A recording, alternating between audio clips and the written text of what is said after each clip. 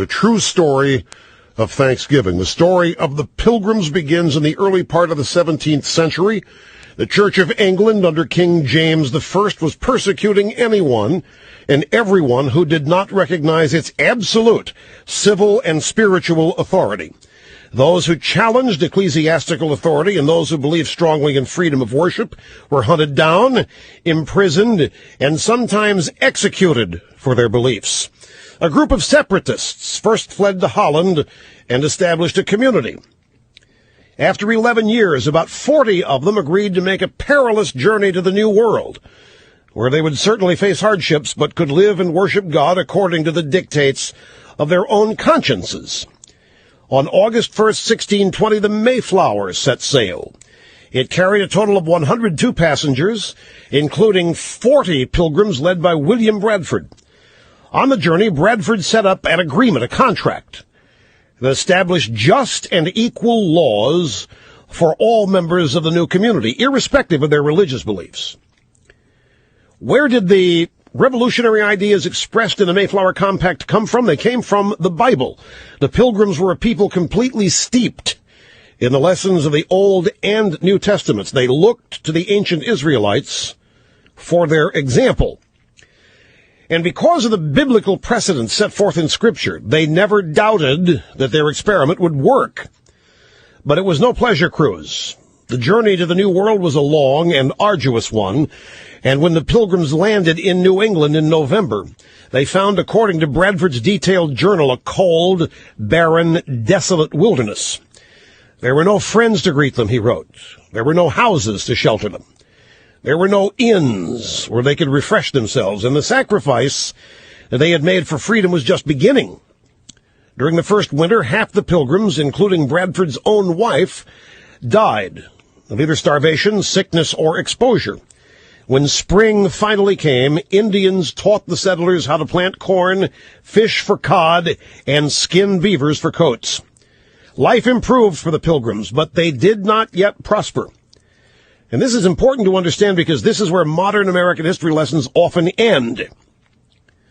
Thanksgiving is actually explained in some textbooks as a holiday for which the Pilgrims gave thanks to the Indians for saving their lives, rather than as a devout expression of gratitude grounded in the tradition of both the Old and New Testaments. Here's the part that's been omitted.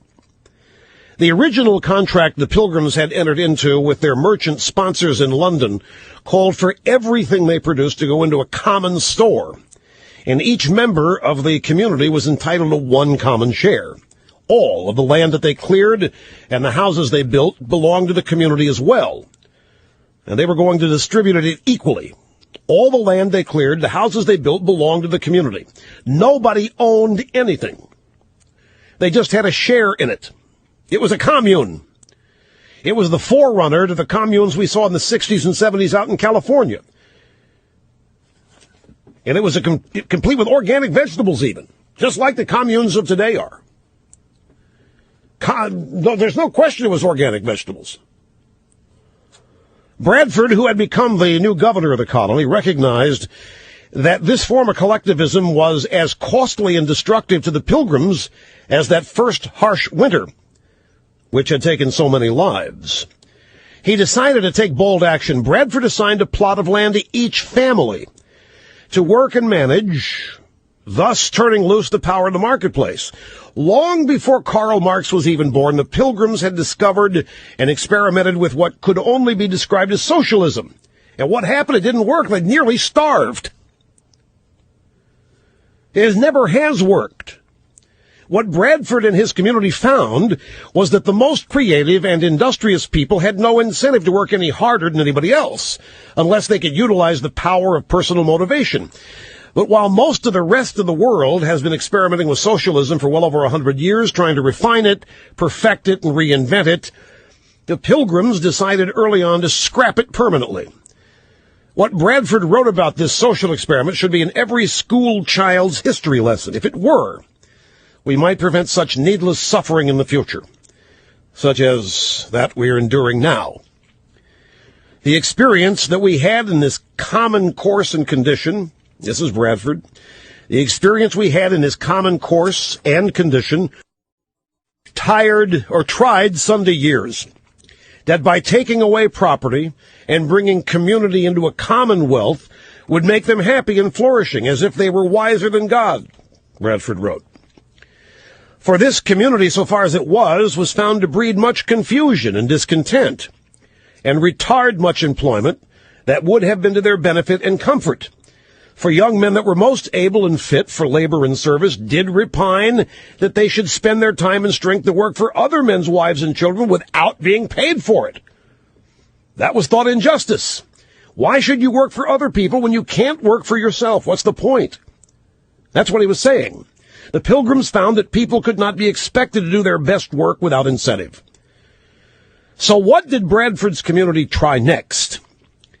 They unharnessed the power of good old free enterprise by invoking the undergirding capitalistic principle of private property.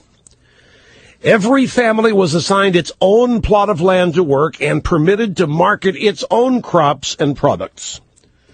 What was the result? Bradford wrote, "This had very good success, for it made all hands industrious, so as much more corn was planted than otherwise would have been."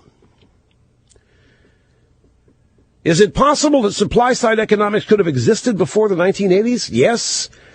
Read the story of Joseph and Pharaoh in Genesis 41. Following Joseph's suggestion, Pharaoh reduced the tax on Egyptians to 20% during the 7 years of plenty, and the earth brought forth in heaps. Well, in no time, the Pilgrims found that they had more food than they could eat themselves. Now this is where it gets really good. If you're laboring under the misconception that I was, as I was taught in school, they set up trading posts. They exchanged goods with the Indians. The profits allowed them to pay off their debts to the merchants in London. And the success and the prosperity of the Plymouth settlement attracted more Europeans and began what came to be known as the Great Puritan Migration.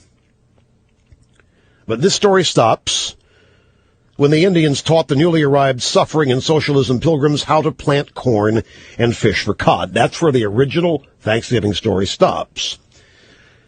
Story basically doesn't even begin there. The real story of Thanksgiving is William Bradford giving thanks to God for the guidance and the inspiration to set up a thriving colony that socialism caused near starvation. The bounty was shared with the Indians. They did sit down. They did have free-range turkey and organic vegetables. But it wasn't the Indians who saved the day. It was capitalism and Scripture which saved the day, as acknowledged by George Washington in his first Thanksgiving proclamation in 1789.